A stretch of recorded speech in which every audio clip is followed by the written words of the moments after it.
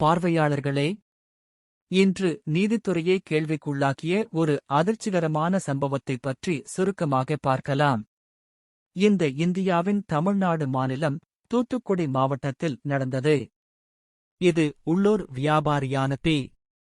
ஜெயராஜ் மற்றும் அவரது மகன் ஜே. பெனிக்ஸ் பற்றிய கதை.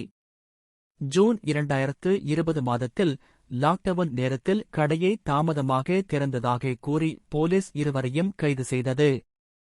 ஆனால் காவலில் இருந்தபோது அவர்கள் கடுமையாக துன்புறுத்தப்பட்டதாக தகவல்கள் வெளியாகின.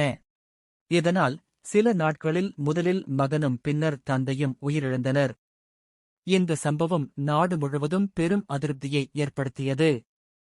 மக்கள் இதை காவல்துறையினரின் அத்துமீறல் என கண்டித்து நீதியை கோரினர்.